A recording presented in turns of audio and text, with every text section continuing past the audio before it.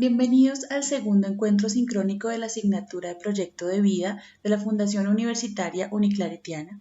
El día de hoy vamos a dialogar frente a lo que es el tema del liderazgo y cómo este promueve el desarrollo humano, obviamente desde diferentes escenarios, enfatizando el campo de la educación superior o de la universidad como tal, como eje constructor de una serie de dinámicas que se pueden considerar fundamentales para lograr el desarrollo de los individuos.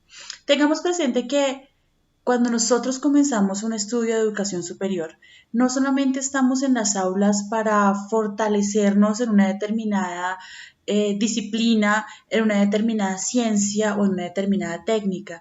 Lo que nosotros estamos haciendo ahí es formarnos integralmente como seres humanos valiosos, como seres humanos que tienen muchísimo que aportar en los diferentes escenarios de la vida donde nosotros nos desempeñamos. Esto quiere decir a nivel profesional, a nivel familiar y claramente a nivel personal. Porque para poder ser líder, para poder encabezar un equipo, para poder guiar a las personas, primero tenemos que empezar por conocernos a nosotros mismos y por estructurar todo el universo que llevamos en nuestro interior para poder lograr fortalecer al contexto que nos rodea. Frente a estas dimensiones, quiero hablarles de dos tipos de liderazgo que son los más usuales, los que más nos encontramos en el mundo laboral y los que más nos encontramos en las universidades. Les voy a describir el primer tipo antes de comentarles cómo se llama. Muy seguramente mientras lo vaya haciendo ustedes se van a ir imaginando esa persona, si no son ustedes mismos en el mejor de los casos. El primero es aquel que siempre toma la iniciativa, el que está dispuesto a dar el primer paso, el que está dispuesto a empezar, el que más allá del temor decide comenzar a hacer la tarea que se le designa o decide comenzar con su emprendimiento particular. Es aquel que trata de superar sus miedos para no quedarse estancado y dar siempre ese primer paso. Este personaje también responde asertivamente y creo que todos a veces llegamos a tener un poco de dificultad en esta área porque somos seres humanos y a veces más allá de la racionalidad responden nuestros sentimientos. El responder asertivamente no es responder entre comillas bonito, no es dar siempre la razón, es responder de la forma adecuada, llamémoslo respetuosa, llamémoslo prudente para un determinado contexto, para que se pueda solucionar un problema, para que se pueda avanzar en un trámite o simplemente para entregar una respuesta a una consulta que se nos hace. Todo de la mejor manera para que la otra persona no se sienta lastimada, para que la otra persona se sienta incluida y para poder mantener, digamos que un clima o un ambiente positivo y de creación. La tercera característica es que usualmente tiene independencia en su estímulo para actuar. No necesita que lo empujen, no necesita que le digan qué tiene que hacer. Simplemente encara particularmente la tarea y la hace porque considera que es el rol que debe cumplir. Adicionalmente, el uso del lenguaje, y aquí como docente que he sido mucho tiempo de una facultad de comunicación, comprendo la importancia del lenguaje, no solamente trabajo en universidades en el ámbito del trabajo social, también de la comunicación, y el empleo del lenguaje de forma constructiva hace que todo sea diferente. Un lenguaje que en lugar de separar que en lugar de repela, traiga, es muy determinante para lograr que los equipos funcionen. Aquí no estoy hablando del lenguaje inclusivo, no estoy hablando de los amigues, de ellos y ellas. Eso es un discurso más político. Aquí estoy hablando del lenguaje constructivo, es cuando es propositivo. En lugar de decir todo está mal, todo está dañado, nada sirve, es decir, ok, revisemos, construyamos, hagamos esto mejor la próxima vez. Esto no quiere decir que tengamos que disfrazar la realidad. El tema es cómo a partir del lenguaje construimos el universo de la solución. Identificar problemas es muy sencillo. Ustedes en la región en donde habiten encontrarán solo con abrir la ventana o solo con abrir la puerta un montón de problemas. ¿Y las soluciones? El lenguaje constructivo identifica el problema, pero también propone o promueve algún tipo de solución. El lenguaje hace que las ideas se vuelvan realidad. El lenguaje es una de las herramientas más potentes que tenemos para alcanzar los objetivos. ¿Cuántas veces no hemos querido hacer algo y simplemente por temor no lo decimos? Y no lo decimos y no ocurre. Y a veces tenemos unas inmensas sorpresas cuando verbalizamos lo que pensamos y quizás mucha gente está dispuesta a ayudar. Por eso considero que el uso del lenguaje aquí también es vital. Otra característica, asume la responsabilidad cuando comete los errores. Ciertamente los humanos no somos infalibles. Cometemos errores simplemente porque no somos perfectos. Y el tema no es hacer el error y esconderlo y dejar que otro lo solucione y dejar que otro busque la respuesta. No. La lógica de un líder es admitir el error, es humano, pero al admitirlo es buscarle una potencial solución a ese error que se ha cometido. Lograr que lo que sucedió una vez no se repita. Entender qué fue lo que se hizo mal y mejorarlo. Y por último, un líder también revisa las alternativas, las propuestas, las voces de su equipo. No puede uno creer que tiene todo el conocimiento, que tiene toda la capacidad, que es infalible. Uno debe aprender a escuchar a los otros, uno debe aprender a escuchar a sus equipos, porque siempre encontrará elementos supremamente valiosos que pueden mejorar los procesos. Todas estas características generan la primera categoría de liderazgo, que se llama liderazgo proactivo.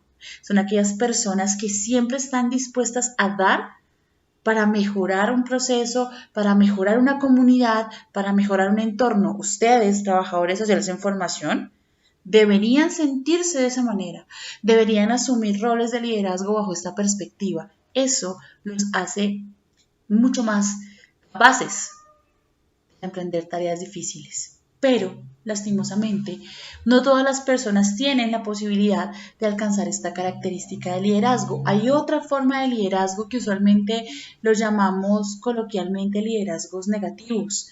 Esas personas que nos generan cierto tipo de sentimiento, que genera reacciones encontradas. Las características de estas personas tienden a ser que primero siempre está a la defensiva, es decir, no puedes hacer observaciones ni críticas constructivas porque no las toma bien. Considera que una observación, por ejemplo, a su trabajo es un ataque personal y no es así. Hay que tener la capacidad de recibir retroalimentaciones de una forma consistente, porque las retroalimentaciones tienden a mejorar los procesos que hacemos, sobre todo cuando están fundamentadas en críticas constructivas. Estar a la defensiva es cerrar la comunicación, y si tú cierras la comunicación, nunca podrás comprender qué es lo que el otro te quiso decir, ni podrás entender el significado de sus palabras. Otra categoría en este marco de liderazgo es que no se asume la responsabilidad por las acciones propias. Cuando algo falla en un equipo de trabajo, se guarda silencio o se culpa a otro o simplemente se ignora el hecho. Es de personas responsables asumir que se equivocó, que un proyecto falló. Muchas veces nos suceden estas cosas en la vida cotidiana, por ejemplo en la universidad, que tenemos que entregar un trabajo y alguien queda mal y entonces entre todos tratamos de medio arreglarlo, pero cuando el profesor lo va a leer se va a dar cuenta que es una colcha de retazos. Somos humanos. Hay que asumir la responsabilidad de los errores en todas las dimensiones, en la laboral y también en la educativa y obviamente en la familiar. Una persona con estas características de liderazgo siempre está buscando culpables. Culpa al otro porque la calle es un desastre, pero usted bota basura. Culpa al otro que el tráfico es horrible, pero usted no sigue las normas de tránsito. Culpa a su esposa porque los niños gritan mucho y usted es un mal ejemplo en su casa. Hay gente que culpa a todos de todo lo que le sucede alrededor. Es esa misma gente que no logra entender que su alrededor es el resultado o el reflejo de sus constantes acciones o de sus constantes omisiones. No se deben buscar culpables.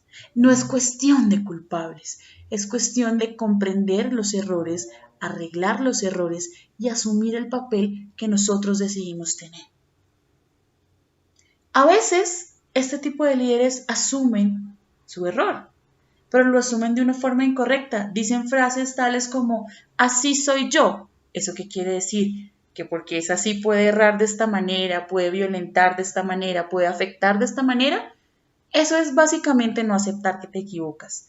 Es pedirle a la gente que simplemente soporte o tolere tu presencia bajo esas características y que tú no vas a cambiar. Es un acto completamente egoísta, porque el mundo no está hecho para tolerarte a ti. El mundo está hecho para que podamos convivir y para que podamos ser un equipo y un equipo que beneficie y que haga crecer a la sociedad. La última característica de estas personas es que el lenguaje tiende a ser negativo, tiende a ser pesimista, tiende a estar en ese mundo del yo no puedo, yo no soy capaz, yo jamás podría. Miren, no quiero que esto suene a un discurso motivacional, pero hay una gran realidad. Cada vez que tú te dices no, tu cabeza lo guarda y tu cabeza te empieza a dificultar tus procesos porque supuestamente tú no puedes hacer algo. Todos tenemos capacidades diferenciadas. A algunos nos queda más fácil hacer algunas cosas que a otros, pero no quiere decir que no se puedan hacer. Quiere decir que quizás debemos hacer un poco de esfuerzo extra, que debemos dedicar un poco más de tiempo, pero ojo, nunca digan que no pueden. Nunca digan que no son capaces. Eso queda aquí, queda en el cerebro. Y a futuro, ese no que quedó retumbando les va a dificultar o les va a impedir hacer cosas. Esto, y se los digo con todo el respeto, no es una idea motivacional, no estoy solamente hablando desde la perspectiva de Deepak Chopra, estoy hablando desde la práctica de lo real. Nosotros somos sujetos de aprendizaje. Aprendemos diaria y cotidianamente muchas cosas y solo las aprendemos cuando tenemos la voluntad de hacerlo. De otra manera, no sucede. Este tipo de liderazgo, lastimosamente, también se difunde. Es un liderazgo reactivo y anda recorriendo nuestra sociedad. Muchas veces le decimos o escuchamos como una mamá le dice a su hijo, no te juntes con este muchacho que no me gusta.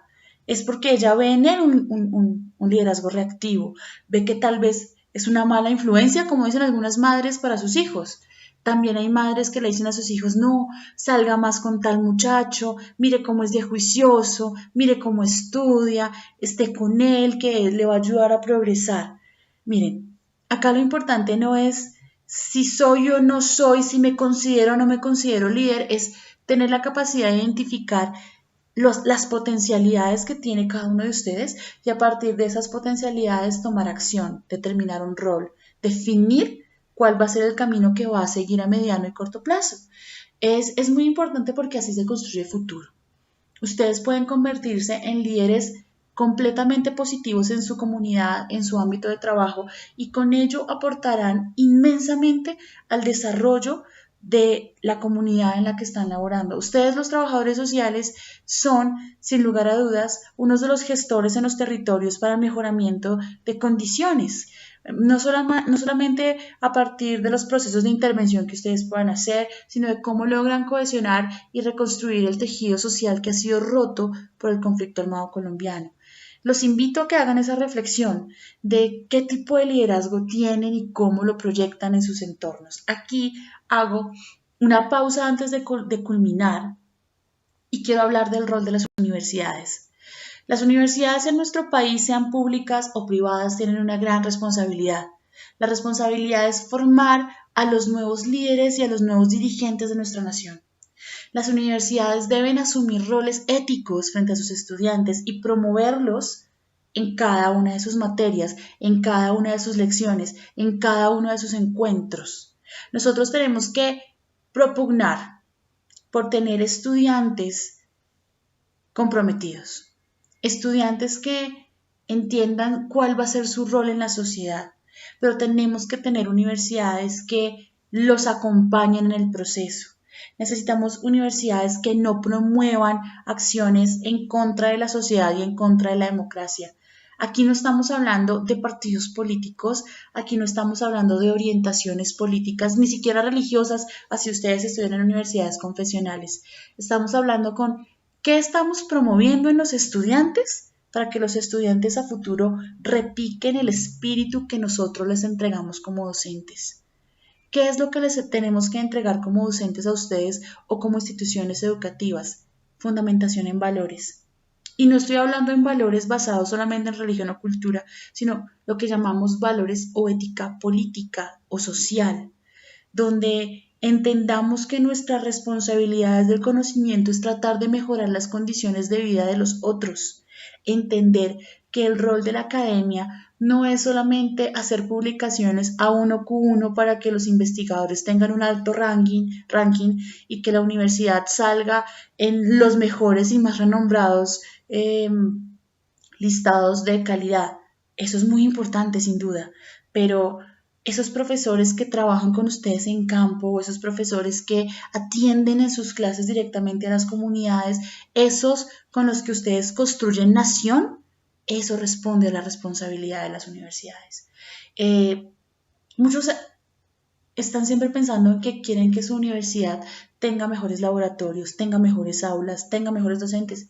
Eso es muy bueno, pero también como universidad, yo cómo estoy cambiando a mi entorno, cómo estoy afectando a los que me rodean, cómo estoy beneficiando a aquellos que no tienen de pronto las capacidades para ingresar o que simplemente tienen otras alternativas de vida. La responsabilidad social, la proyección social de las instituciones de educación superior debe llegar a todas partes, no solamente con programas de becas, que son maravillosos sin lugar a duda porque le permiten a muchos ingresar a la educación superior, sino también con el retorno social de las investigaciones, con el retorno social de las prácticas.